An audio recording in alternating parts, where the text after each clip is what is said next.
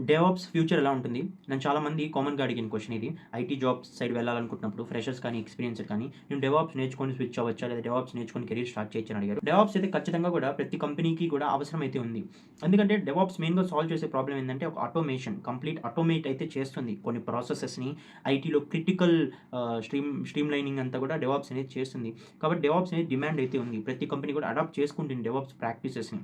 But ఫ్రెషర్స్‌గా వెళ్ళొచ్చా అంటే నేను చెప్పేది ఫ్రెషర్స్‌కి ఆపర్చునిటీస్ చాలా తక్కువుంటాయి. ఈవెన్ దో మీకు చాలామంది ఆఫర్ చేసినా కూడా చాలా తక్కువే ఉంటాయి ఫ్రెషర్స్‌కి. ఎందుకంటే మీకు కొంత ఐటీ ఎక్స్‌పీరియన్స్ ఉంటేనే మీరు డెవాప్స్ సైడ్ బాగా వర్క్ చేయగలరు. కంపెనీస్ అదే బిలీవ్ చేస్తాయి కాబట్టి ఫ్రెషర్‌గా డెవాప్స్ సైడ్ పరిగెత్తడం అయితే అంత గుడ్ థింగ్ అయితే కాదు. మీరు ఏదో ఒక జాబ్ చేస్తూ ఏదో ఒక వర్క్‌లోకి దిగాక ఐటీలో ఆటోమేటిక్‌గా అక్కడ ప్రాజెక్ట్ డిమాండ్ చేసి మీరు డెవాప్స్ నేర్చుకొని డెవాప్స్ సైడ్ కెరియర్ అయితే వెళ్ళొచ్చు. మీరు నేర్చుకోవచ్చు. బట్ ఆపర్చునిటీస్ వైస్ నేను చెప్తున్నాను. అంత ఎక్కువ ఆపర్చునిటీస్ అయితే లేవు. బట్ ఇప్పుడేంటంటే డెవాప్స్‌తో పాటు డెవ్‌సెక్‌ఆప్స్ అని ఇంకొకటి పాపులర్ అవుతుంది. అంటే ఏందంటే ఇంటిగ్రేటింగ్ సెక్యూరిటీ టు డెవాప్స్. దీన్ని మనం డెవ్‌సెక్‌ఆప్స్ అంటాం. ఇది బాగా పాపులర్ అయితే అవుతుంది. ఫ్యూచర్‌లో కూడా డెవాప్స్ కంటే కూడా డెవ్‌సెక్‌ఆప్స్ అనే పదాన్ని మనం ఎక్కువ వింటాం. ఆ జాబ్స్ కూడా మనకైతే ఎక్కువ రానున్నాయి. ఎందుకంటే సెక్యూరిటీ అనేది ఒక క్రిటికల్ ఫ్యాక్టర్.